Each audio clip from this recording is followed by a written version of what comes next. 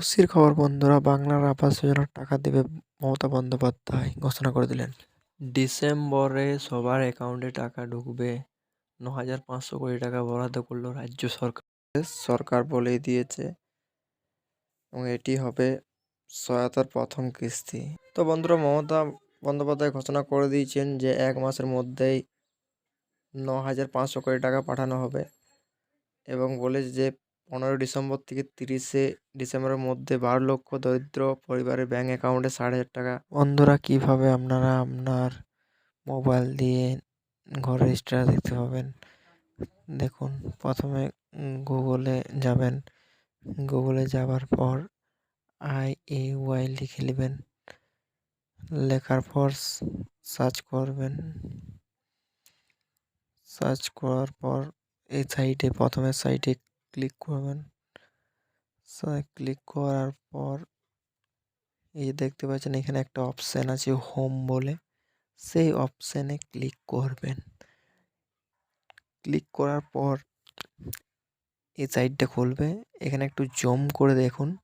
এখানে জুম করে দেখার পরে স্টেক হোল্ডার বলে একটা অপশান আছে, সেখানে ক্লিক করবেন।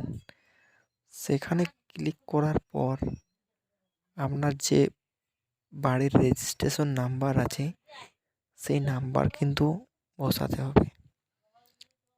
IAY টাচ করবে। প্রথমে টাচ করার পর দেখুন আপনার এখানে নাম্বারটি দিয়ে সাবমিট করতে হবে। সাবমিট করার পর যে দেখতে পাচ্ছেন বেনিফিশিয়ারির ডিটেলস, ব্যাঙ্ক ডিটেলস, দেখুন কত টাকা স্যাংশন, সব কিছুই দেখাচ্ছে।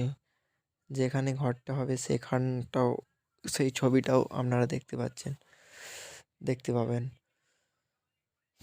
তো দেখুন এখানে সব ডিটেলস দিয়ে দিয়েছে, অ্যাড্রেস সব কিছু দেওয়া আছে, ব্যাংকের নাম সব কিছু শো করছে। তো মমতা বন্দ্যোপাধ্যায় বলে দিয়েছে 15 ডিসেম্বর থেকে 30 ডিসেম্বরের মধ্যে সকলের ব্যাঙ্ক অ্যাকাউন্টে টাকা ঢুকে যাবে। আর মাত্র কিছু দিনের অপেক্ষায় পেতে চলেছেন বাংলার আবাস যোজনার টাকা। চাইলে আপনারা এইভাবে আপনার বাড়ির স্ট্যাটাসটা দেখতে পারবেন। তো বন্ধুরা, আপনারা খুব শীঘ্রই আবাস যোজনার টাকা পেতে চলেছেন। মমতা বন্দ্যোপাধ্যায় ঘোষণা করে দিয়েছেন 15 ডিসেম্বর থেকে 30 ডিসেম্বরের মধ্যে টাকা ঢুকবে। চ্যানেলটিকে অবশ্যই সাবস্ক্রাইব করে দেবেন, পাশে থাকা বেল আইকনটি বাজিয়ে দেবেন।